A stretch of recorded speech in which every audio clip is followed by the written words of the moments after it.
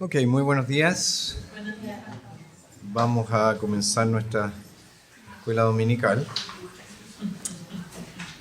leyendo la palabra del Señor en el libro de Génesis, capítulo 12. Génesis 12, vamos a leer los primeros 3 versículos. Génesis 12, del 1 al 3.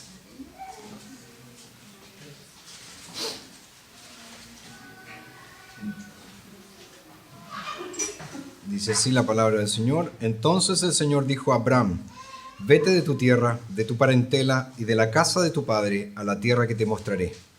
Yo haré de ti una gran nación, te bendeciré y engrandeceré tu nombre, y serás bendición. Bendeciré a los que te bendigan, y a los que te maldigan maldeciré, y en ti serán benditas todas las familias de la tierra. Vamos a orar. Eterno Dios y Padre Celestial, estamos gozosos hoy de poder una vez más reunirnos como tu iglesia, como el cuerpo de Cristo, como aquellos que hemos sido redimidos por la preciosa sangre de nuestro Redentor. Gracias, Señor, porque tú no solamente nos salvas, sino que también nos adoptas como tus hijos. Y ahora podemos llamarte Padre con total confianza, con total intimidad. Y estamos aquí, Señor, obedeciendo a tu llamado, a congregarnos, a instruirnos, a ser instruidos, mejor dicho, por ti, por tu palabra. Y queremos entonces, Señor, que durante todo este tiempo de estudio, nuestras mentes puedan ser abiertas y el conocimiento de tu palabra se amplíe en nuestra vida. Sabemos, oh Señor, que tú transformas todo nuestro ser mediante la aplicación que hace el Santo Espíritu de tu palabra. Y es por eso que damos un énfasis tan constante, permanente al estudio y exposición de la Biblia. Queremos entonces rogarte, oh Señor, que tú nos bendigas en esta clase, que nos animes a seguir aprendiendo y que hagas de nosotros un pueblo sediento por tu palabra. Te pedimos todas estas cosas en el nombre de Jesucristo, nuestro Salvador. Amén. Amén. Muy bien, seguimos con esta serie de estudios acerca de nuestra doctrina, vinculado, ¿verdad?, con aquello que creemos los presbiterianos. Y ya hemos visto, ¿verdad?, en las lecciones anteriores, cómo nosotros ciertamente creemos en algunas doctrinas que son fundamentales. Creemos, ¿verdad?, en la soberanía absoluta de Dios, en la creación, en la providencia, en la salvación. Creemos que la Escritura es la palabra de Dios infalible, inerrante y suficiente. Y hoy nos vamos a enfocar en una tercera doctrina muy importante para nosotros los presbiterianos. Y esta doctrina es nada más y nada menos que la del pacto de Dios. Entonces vamos a estudiar acerca de la historia, el dominio y la promesa de Dios. Ahora, cuando pensamos en esta palabra pacto, un autor dice por allí que existe una línea muy delgada entre el uso y el abuso de un término, de una palabra. Y él, refiriéndose a esta palabra pacto, escribe lo siguiente: lo mismo ocurre con las figuras públicas. Cuando alguien se da a conocer, nos alegramos por él, pero cuando se expone en exceso, nos avergonzamos por él. En mi opinión, la palabra pacto ha cruzado esa línea en los círculos cristianos. Por ello, a menudo se la oye usar de forma dudosa. Hemos pasado de hablar de personas y niños del pacto a hablar de colegios del pacto, empresas del pacto, etc. Hace poco me regalaron una bolsa de granos de café del pacto, que por cierto recibí como una forma de gracia eficaz. Hoy en día, si uno quiere expresar celo por ser distintivamente cristiano, y especialmente si tiene inclinaciones reformadas, es muy probable que aplique la palabra pacto a su actividad, grupo o producto. En el proceso, la palabra ha empezado a perder su definición y a convertirse en un poco más que un halo vago. Entonces, es lo que le está diciendo. Que este énfasis que muchas veces se le da al término pacto ha hecho que su aplicación sea un poco difusa, porque empezamos a todo ponerle el apellido pacto, ¿verdad? Iglesia, pacto. Los jóvenes del pacto, los niños del pacto. O sea, todos los ministerios de la iglesia van con ese apellido. Y el término entonces empieza a perder gran parte de su contenido, gran parte de su valor. Ahora, el pacto, bíblicamente hablando, describe siempre una o aquella condescendencia voluntaria de Dios, mediante la cual Él traspasa la línea divisoria entre el Creador y la criatura. Y Él se acerca entonces a la criatura, el ser humano, ¿verdad?, con gracia. Y se acerca, ¿verdad?, a estos seres que son finitos y establece con ellos, particularmente con aquellos que Él ha escogido, una relación. Entonces el pacto siempre habla de esa condescendencia divina. Dios desciende, Él viene a relacionarse con seres finitos, pero particularmente Él se relaciona con aquellos que ha escogido antes de la fundación del mundo. Y este es un acto de, usando las palabras de Calvino, acomodación. Es decir, Dios se acomoda a su criatura. Y también, por ser un acto de acomodación, es una manifestación de la gracia de Dios, porque Dios no tiene por qué, o no tenía por qué, condescender y relacionarse con una criatura. Dios es independiente, Él no depende de nosotros. ¿Se acuerdan que los dioses griegos, esos ídolos paganos, perdían su poder si los hombres dejaban de orarles? Entonces ellos necesitaban a los hombres, los dioses. Nuestro Dios, como es el único Dios vivo y verdadero, Él es independiente, Él es absoluto, Él se basta a sí mismo. Él existe por sí mismo, Él no necesita de nosotros, pero Él condesciende misericordiosamente, con gracia, para relacionarse con nosotros. Y especialmente después de la caída, Dios estableció lo que nosotros conocemos como el pacto de gracia. Y mediante ese pacto de gracia, ¿qué hace Dios? Él ofrece gratuitamente a los pecadores vida y salvación por medio de Jesucristo. Eso está ahí en el capítulo 7 de la Confesión de Fe de Westminster. Entonces el pacto, podríamos decir, es la forma en que Dios, Él se relaciona con los seres humanos en general, pero con su pueblo escogido en particular. Ahora, si bien es cierto, podemos entender esta idea del pacto, definir el término mismo siempre resulta un poco difícil.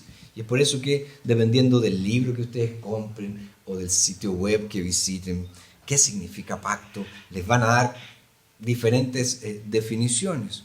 Hay una buena, no digo que es la perfecta, pero es una buena, del teólogo escocés John Murray, quien argumentó que el pacto es una administración soberana de gracia y promesa.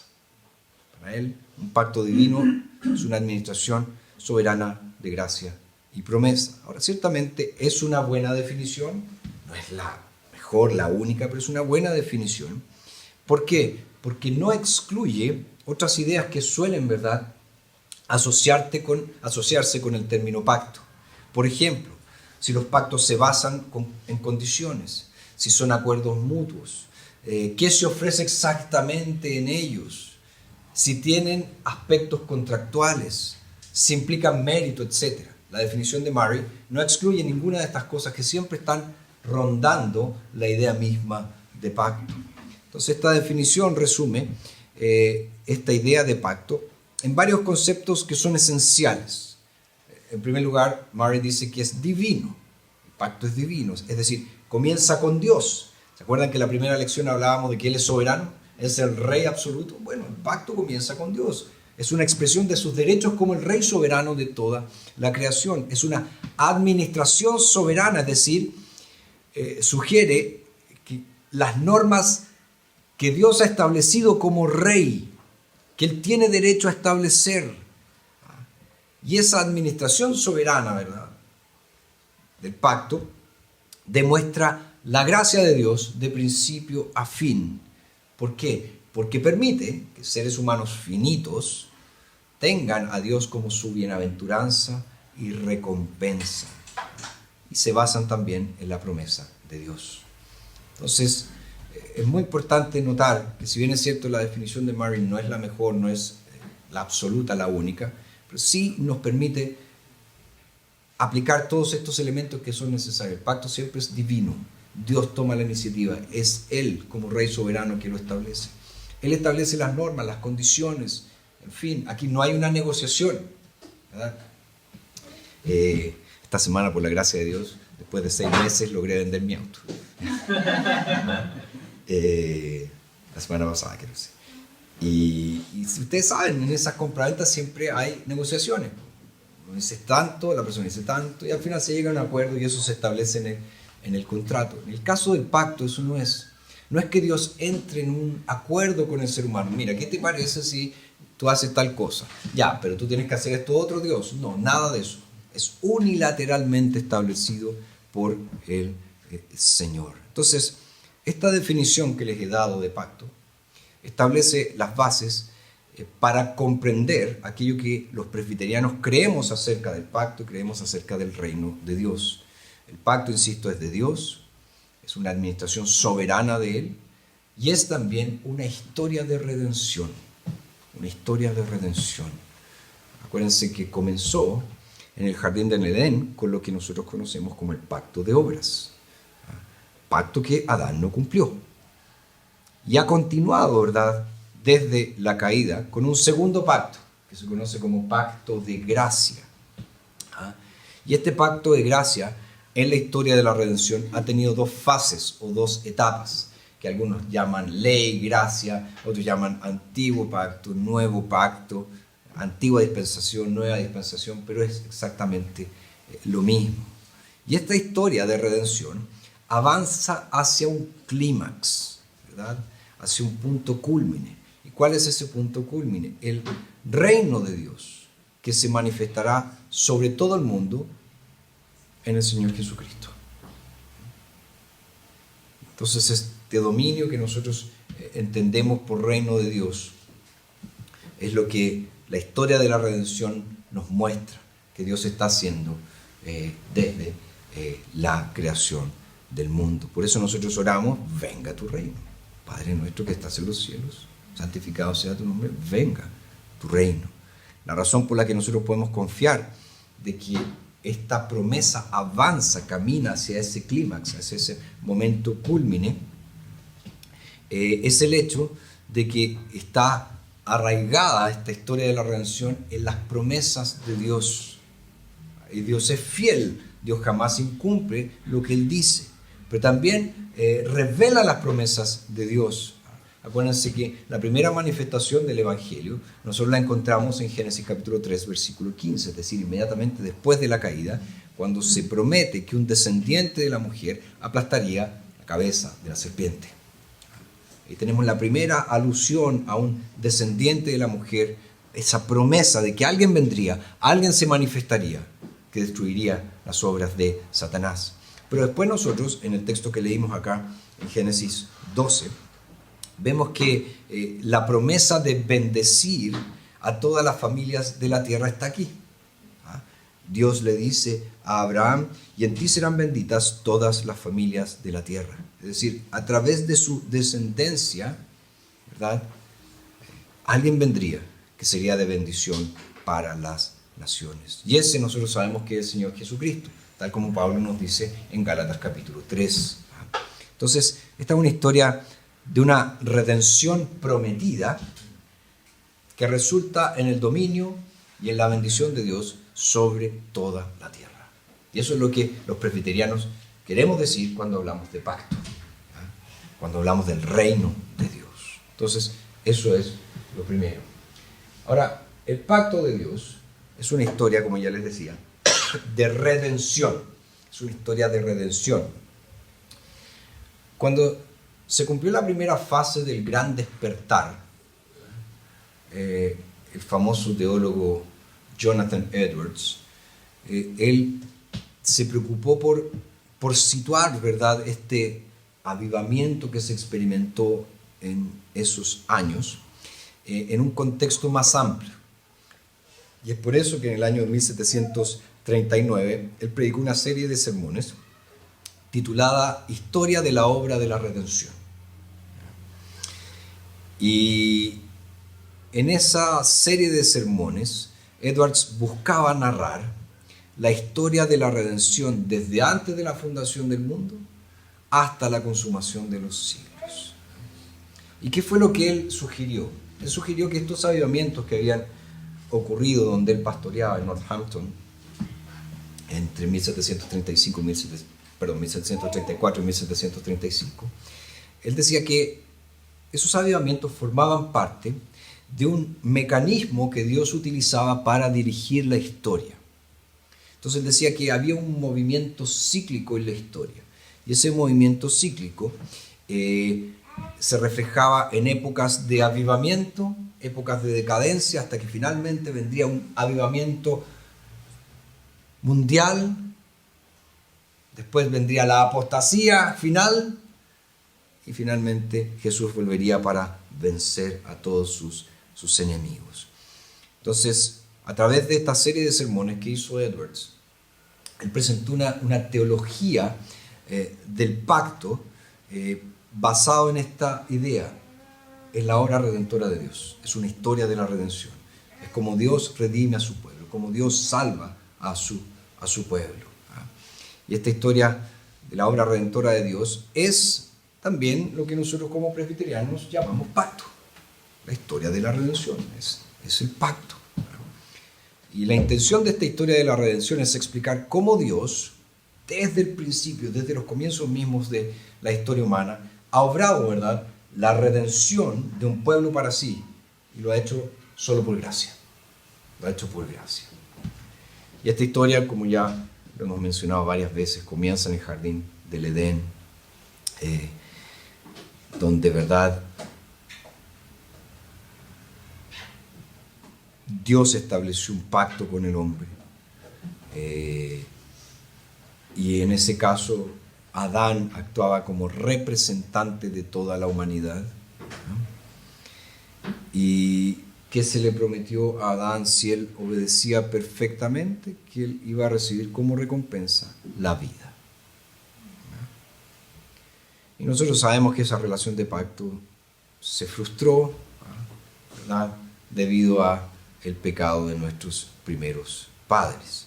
Por eso que a algunos teólogos no les gusta hablar del pacto de obras, sino que hablan pacto de vida o pacto de la creación, o también hablan de administración adánica. En fin, pero no importa la idea, o sea, no importa el nombre, quiero decir, lo importante es la idea. La idea es siempre la misma, que Dios estableció un pacto desde la creación misma. ¿Verdad? Pero después de la caída, esta historia no termina porque Dios, ¿verdad?, como ya lo mencionamos, promete que iba a venir un descendiente que iba a aplastar a la serpiente. Entonces ese descendiente de Adán, esa descendencia, triunfaría sobre el pecado, triunfaría sobre todas las consecuencias del pecado. Y Dios continuó desarrollando esta historia de la redención con Noé. Los descendientes, ¿verdad?, de Adán demuestran, ¿verdad?, que la maldición de Dios se cumplió, porque los seres humanos no solamente morían físicamente, sino que estaban muertos espiritualmente. Y en los tiempos de Noé, como nos dice ahí Génesis 6:5, la maldad de los hombres era mucha en la tierra, y que toda tendencia de los pensamientos de su corazón era de continuo solo al mal. O sea, eran los peores tiempos. No ha habido momento más oscuro que eso en la historia de la humanidad. Y Dios decide entonces juzgar a la humanidad, pero ¿qué hace? Él recuerda la promesa que había hecho con Adán y Eva, y él la cumple, ¿verdad? Y continúa esta historia, porque se preserva a Noé y a su familia. Se preserva a Noé y a su familia. Y ahí obviamente hay una parte específica de la raza humana ahí en Noé, donde Dios empieza a delimitar que de ahí vendría el Redentor, de ahí vendría el Mesías. Y ahí entonces surge Abraham. Y en la historia de Abraham, la redención vinculada, ¿verdad?, a la promesa de Dios se vuelve más específica, porque Dios le dice, ¿verdad?, yo haré de ti una gran nación, te bendeciré y engrandeceré tu nombre y serás bendición. Bendeciré a los que te bendigan y a los que te maldigan maldeciré. Y en ti serán benditas todas las familias de la tierra. Es decir, Dios le promete a Abraham varias cosas. Le promete que sus hijos conformarán una gran nación, sus descendientes formarán una gran nación. Dice que su nombre, este nombre Abraham, será grande y él va a ser de bendición. Y a través de él, todas las familias de la tierra iban a ser bendecidas. Entonces, en términos simples, Dios le promete a Abraham una descendencia, una tierra y una bendición universal. Entonces ahí fíjense, la historia esta de la redención se empieza a centrar y se centra en Abraham y en sus descendientes físicos. Pero aún más importante, como uno ve a la luz del Nuevo Testamento, después se centra en los descendientes espirituales, no tanto físicos, sino espirituales. Entonces, a partir de la descendencia de Abraham, nosotros vemos que la historia de la redención continúa con Isaac, no con Ismael. Después continúa con Jacob, no con Esaú. Entonces, el propósito de Dios en la historia de la redención resulta muy extraño. Incluso resulta profundamente extraño para los primeros lectores, para personas, ¿verdad?, del antiguo cercano oriente, porque siempre se prefiere al más joven, no al primogénito. Entonces la historia divina de la redención enfatiza ¿qué cosa? Que las decisiones soberanas de Dios impulsan esta historia. Si bien Él utiliza medios, nosotros vimos eso cuando hablábamos de la providencia, ¿verdad? Y Josué fue un tremendo ejemplo, cómo Dios utiliza medios. Dios sigue siendo quien dirige todo el drama. Él está a cargo. Entonces, Isaac y Jacob son los hijos de la promesa. E Isaac sorprende, ¿verdad? ¿Por qué? Porque él nació de un hombre de casi 100 años, padre Abraham. Y Jacob sorprende, ¿por qué? Por su aparente rebeldía, ¿verdad? Pero ¿qué hace Dios? Dios transforma a este Jacob, el usurpador, ¿verdad? Y lo transforma en Israel, el príncipe del Señor. Y entre los hijos de Jacob, o Israel, ¿verdad?, la historia se centra en Judá, no en Rubén, que era el primogénito. De hecho, Génesis 49 dice que el cetro no será quitado de Judá, ni la vara de autoridad de entre sus pies, hasta que venga Silo y le obedecerán los pueblos. Se centró ahí. Una vez más, no en el esperado, porque no era el primogénito, sino en otro propósito soberano de Dios. Después, tras el exilio del pueblo en Egipto, la historia se centra, ¿verdad?, en esta culminación y en el símbolo de la obra redentora, porque el Éxodo demuestra, ¿verdad?, como nosotros lo hemos estado estudiando en nuestros clases, que Dios tiene una determinación bien clara: redimir a su pueblo de la esclavitud. Y al hacerlo, ¿qué hace Dios? Él triunfa sobre todos los dioses y todos estos seres humanos que se erigen, se levantan y crean dioses para sí mismos. Y ahí lo hace, ¿verdad?, mediante el sacrificio de ese cordero sin mancha en la primera Pascua. Entonces ahí se empieza a señalar el verdadero propósito de las acciones de Dios, este Redentor perfecto, sin pecado. ¿Qué haría? Él vendría a salvar a su pueblo de la esclavitud, del pecado, mediante su muerte, mediante su sacrificio en la cruz del Calvario. Y la historia después continúa con la entrega de la ley, que serviría, ¿verdad?, como guía, pero también como disciplina a los hijos de Israel. Y por eso, como presbiterianos, nosotros confesamos, como dice la Confesión de Fe de Westminster, que bajo la ley se administraba mediante promesas, profecías, sacrificios, la circuncisión, el cordero pascual y otros tipos de ordenanzas entregados al pueblo judío, todo lo cual señalaba de antemano al Cristo que había de venir. Y para aquel tiempo, a través de la operación del Espíritu Santo, eran suficientes y eficaces para instruir y edificar a los elegidos por la fe en el Mesías prometido. Está hablando de toda esta administración que nosotros vemos del pacto, apuntaba a aquel Mesías prometido, al Redentor que vendría a rescatar a su pueblo de los pecados. Y ahí Dios levanta a Moisés como profeta, a Aarón como sacerdote, para guiar al pueblo, ¿verdad? Después de los 40 años en el desierto, finalmente el pueblo entra a la tierra prometida. Durante varias generaciones son gobernados los israelitas por jueces, ¿verdad? Que eran jefes tribales o libertadores tribales. Y finalmente, en la medida que todo este orden social se empieza a destruir, ¿verdad? O desintegrar, eso lo vemos en el libro de los jueces, finalmente el pueblo llega a la conclusión de que necesitan un rey. Necesitan un rey. Y eligen a Saúl, de la tribu de Benjamín. Pero sabemos que resultó ser un fracaso. Y finalmente Dios presenta al gran rey, a su gran rey, David, de la tribu de Judá. Un hombre a quien Dios ama profundamente. Y es durante el reinado de David que esta historia de la redención se vuelve aún más específica, porque se le promete a David que un descendiente de él reinaría sobre un reino que no tendría fin. Está en 2 Samuel capítulo 7. Entonces, ¿qué pasó? Que ni David, ni su hijo Salomón, que fue uno de sus hijos inmediatos, ¿verdad? Fueron los héroes de la historia. Ambos eran profundamente imperfectos, ambos lo único que hacían era señalar, apuntar a un rey perfecto que reinaría sobre el pueblo de Dios. Y a lo largo del resto de la historia, nosotros vemos ahí en el pueblo de Israel que se pierde la vista de Dios y de sus promesas. Y Dios envía profetas uno tras otro para recordarles. Pero, aunque les ofrecen muchas pistas, el pueblo no oye, el pueblo no escucha. De hecho, en el profeta Isaías les dice que vendrá una señal. Y la señal es que la Virgen concebirá. Y después dice que ese niño será llamado Dios fuerte. Entonces este niño, guiado por el Espíritu Santo, restaurará el trono de David tras el exilio. Y finalmente, ¿qué pasó cuando nosotros ya nos vamos al Nuevo Testamento, como nos dice Pablo en Gálatas 4? Cuando vino la plenitud del tiempo, Dios envió a su Hijo. Dios envió a Jesús. Fíjense, Él vino como la simiente prometida. Génesis 3:15.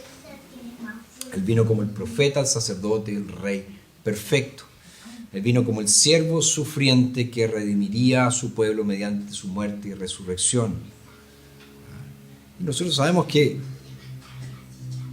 Jesús había sido elegido por Dios Padre para este papel, para este rol, antes de la fundación del mundo. De hecho, la confesión de fe nos dice en el capítulo 8 que agradó a Dios en su eterno propósito, dice, escoger y ordenar al Señor Jesús, su unigénito Hijo, para ser el mediador entre Dios y el hombre, el profeta, sacerdote y rey, la cabeza y el salvador de su iglesia, heredero de todas las cosas y juez del mundo. Entonces Jesús, el centro de esta historia progresiva de redención narrada por Dios a lo largo de todo el Antiguo Testamento.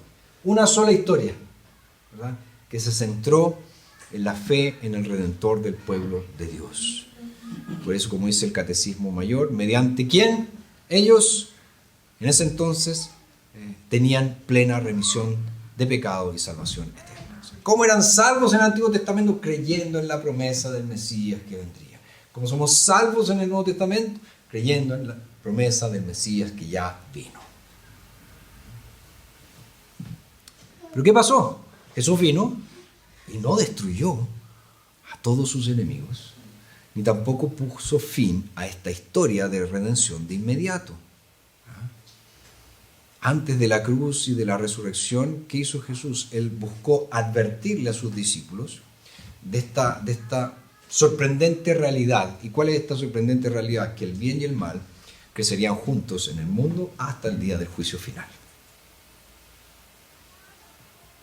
Ahora, el número de aquellos que estarían bajo el dominio de Dios a través de Jesucristo, dice, al principio sería bien pequeño, pero crecería constantemente, hasta que un día influenciaría gran parte del mundo.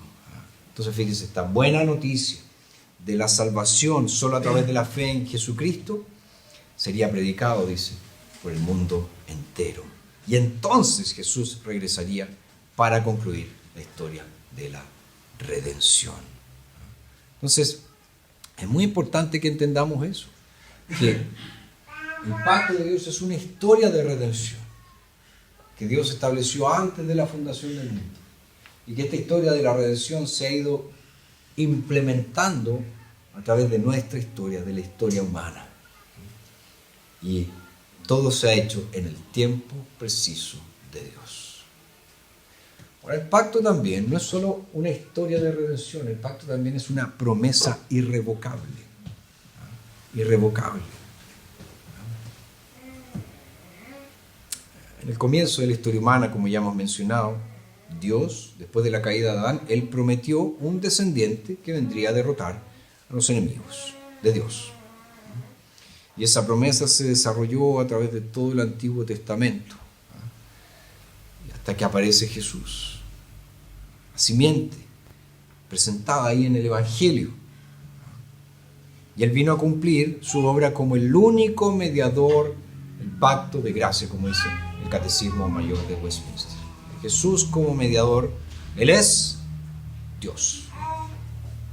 Por lo tanto, nuevamente el Catecismo Mayor, por eso Él puede sostener y conservar la naturaleza humana de sucumbir bajo la ira infinita de Dios y bajo el poder de la muerte, dar mérito y eficacia a sus sufrimientos, obediencia e intercesión, y satisfacer la justicia de Dios, procurar su favor, comprarse un pueblo especial, darle su espíritu, conquistar a todos sus enemigos y llevar a su pueblo a la salvación eterna. Estoy diciendo, porque Él es Dios y puede hacer todas estas cosas.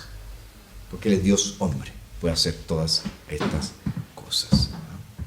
Entonces, las promesas de Dios que Él ofrece en el pacto eran promesas irrevocables. Dios jamás iba a volver atrás. ¿Por qué? Porque estaba todo determinado como debía ser. Y el beneficio que nosotros recibimos, ¿verdad?, es a Cristo mismo. Es estar unidos con Él. Y lo hace Dios mediante su Espíritu Santo. Y mediante esta unión, nosotros quedamos real e inseparablemente unidos a Cristo Jesús. Y disfrutamos de una verdadera comunión en Dios, en Cristo, por medio del Espíritu. Entonces, insisto, esta promesa de Cristo a su pueblo es muy importante porque es una promesa irrevocable. Y Jesús ciertamente. Ahora, el pacto de Dios no solo es una historia de redención, no solo es una promesa irrevocable, también busca establecer el reino de Dios. Establecer el reino de Dios.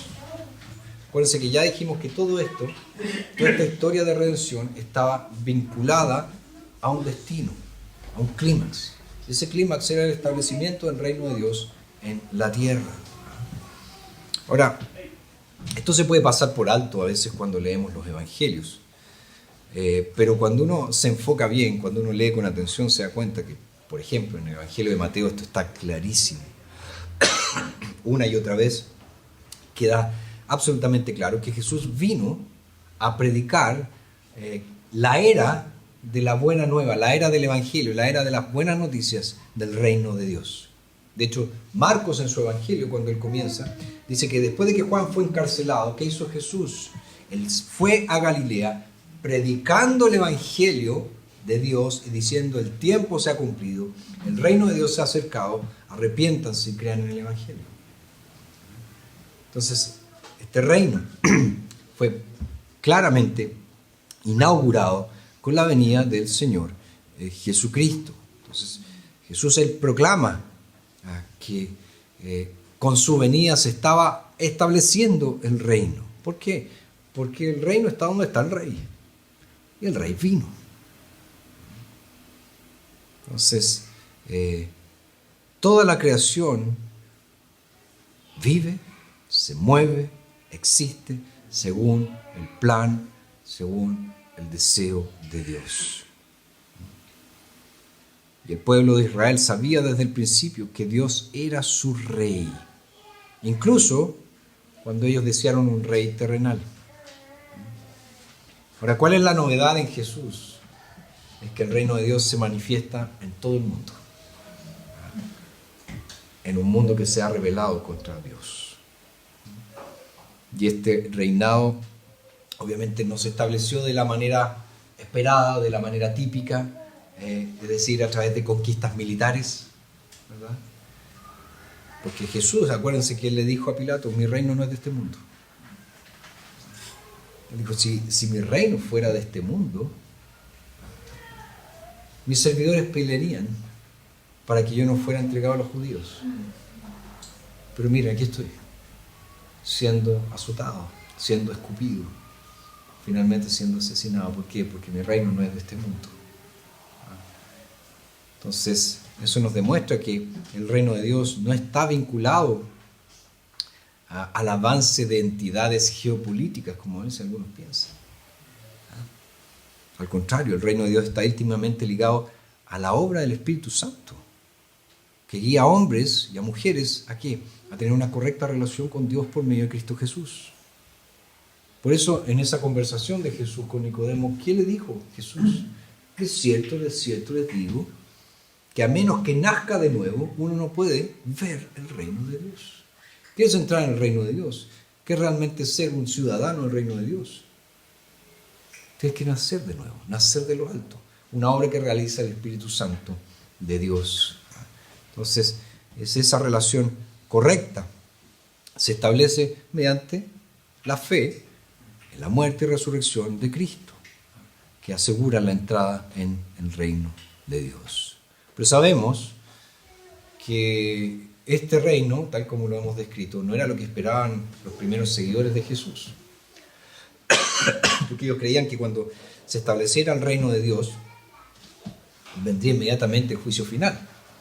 Y especialmente vendría finalmente la liberación de los opresores romanos. Finalmente vendría la salvación del pueblo de Dios, de Israel.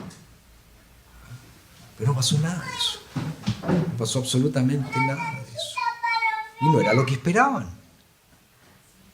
Y Jesús, como ya les dije, insistió. Fíjense, el bien y el mal van a continuar creciendo juntos. Hasta, ¿verdad?, que llegue el juicio final. Entonces, él afirmó que el reino comenzaría pequeñito y después se expandiría por todo el mundo. Y eso es lo que los teólogos presbiterianos suelen describir como el ya y el todavía no. Ya y el todavía no. Ya disfrutamos del reino de Dios, pero todavía no. Este reino aún no se ha consumado y vendrá un día en que se consumará. Nosotros tenemos que aprender a vivir en esa tensión escatológica entre el ya y el todavía no. Porque si ustedes se dan cuenta, ya soy salvo, pero todavía no soy salvo. Soy salvo, sí, ya, pero aún no.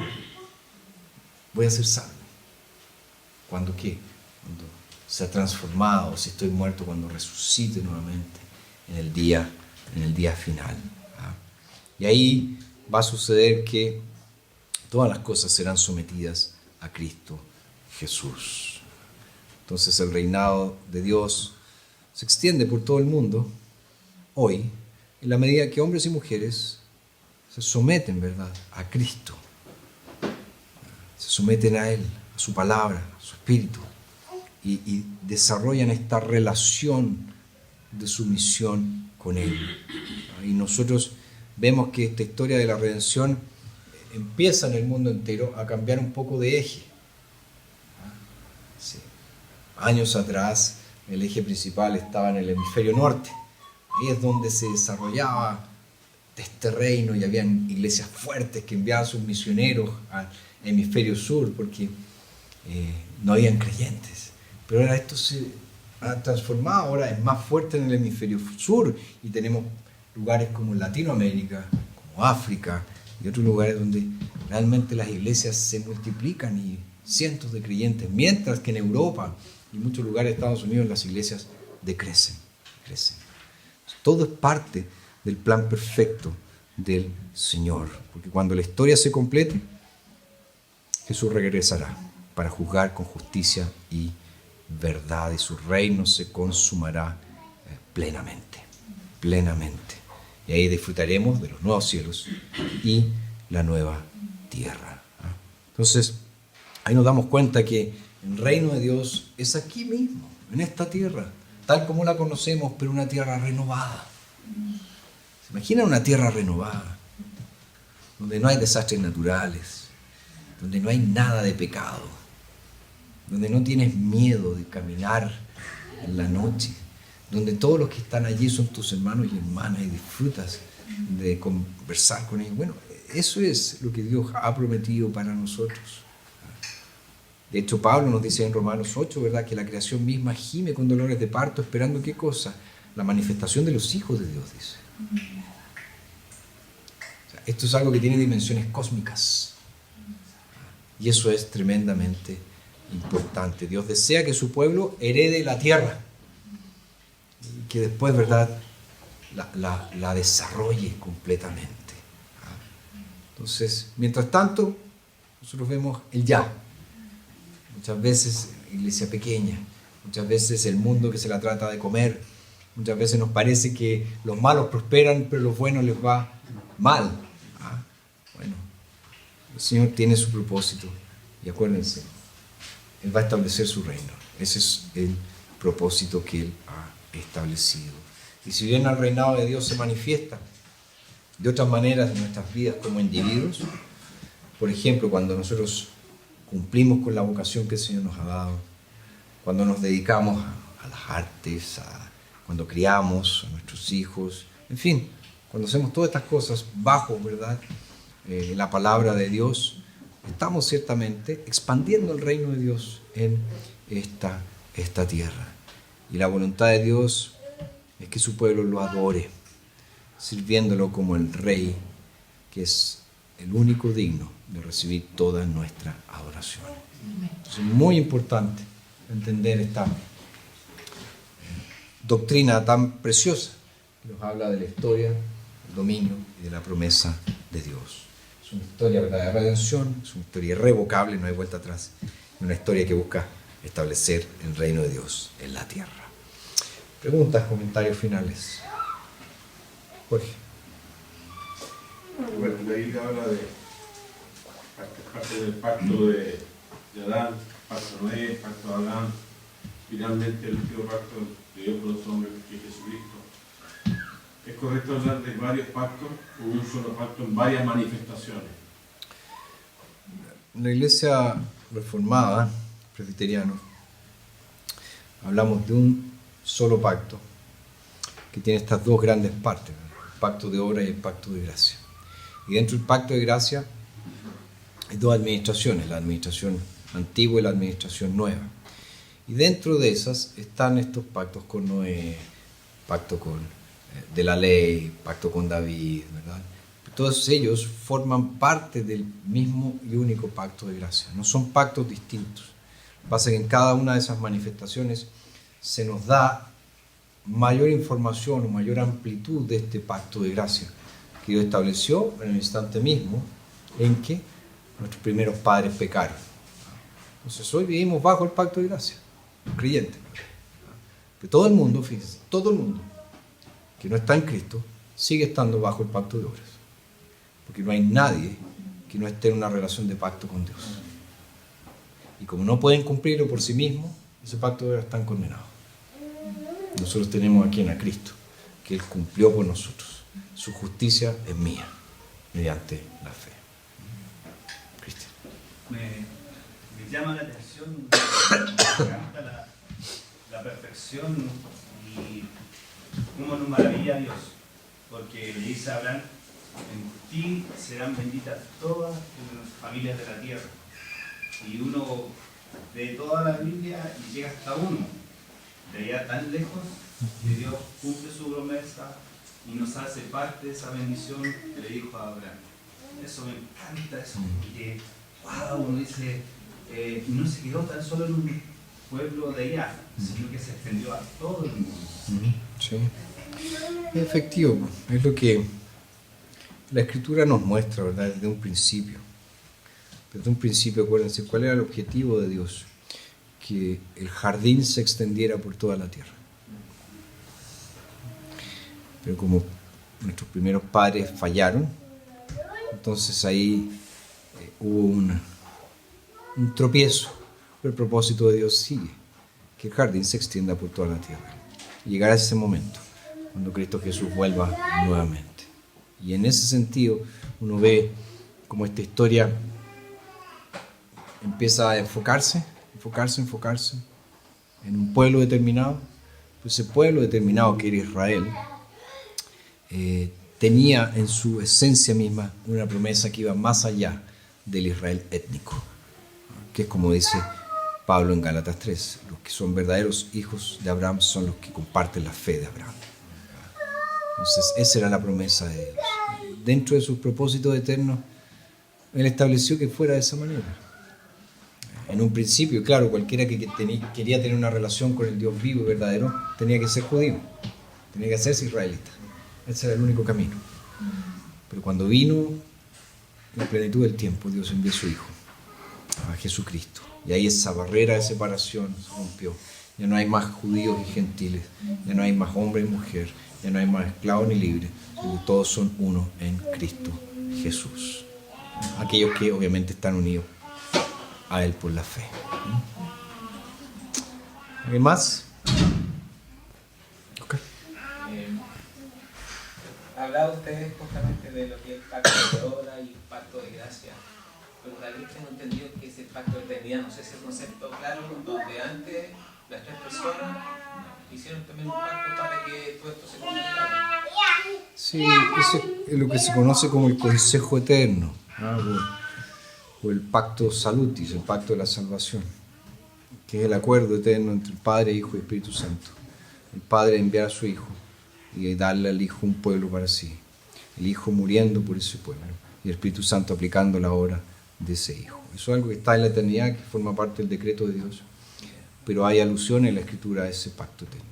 Hay algunos que no les gusta, hay otros que son más indiferentes, dicen que, pero hay alusiones en la Biblia. Sí, pero más que ser pactos o tres, son manifestaciones de uno solo, del gran pacto de Dios, que uno está en la eternidad pasada. Ustedes saben que es un nombre que no tiene lógica, ¿verdad? Pero es para que entendamos un poco la cosa. Antes de la fundación del mundo, este pacto entre las tres personas de la Trinidad, y algunos que dicen no, es solo entre dos personas de la Trinidad, ya, son entre las tres personas de la Trinidad. Después comienza con el pacto de obras, el pacto de gracia. Pero aún así, acuérdense que cuando veíamos la definición de pacto siempre se trata de una condescendencia divina. O sea, el mismo hecho de que haya un pacto demuestra gracia de parte de Dios. Y es por eso que hay algunos que no les gusta hablar de pacto de obras y solo hablan de un pacto de gracia, que no habría cosa tal como un pacto de obras. Pero el pacto de obras es algo que está claro en la Escritura, aunque la palabra pacto no aparezca en los primeros capítulos, pero todos los elementos del pacto están allí. Entonces, eso te lleva a concluir de que efectivamente Dios fue muy intencional en establecer un pacto con nuestros primeros padres, y eso explica, ¿verdad?, la relación que los creyentes pueden tener con Dios a través de Jesucristo. Ok, vamos a orar para cerrar. Gracias te damos, Señor, por este tiempo precioso que nos has dado de reflexión a la luz de tu palabra con respecto a cómo tú has obrado y estás obrando en nuestra salvación. Te pedimos, oh Señor, que tú nos bendigas en el resto de este día, que el culto que te vamos a dedicar en unos instantes más sea agradable.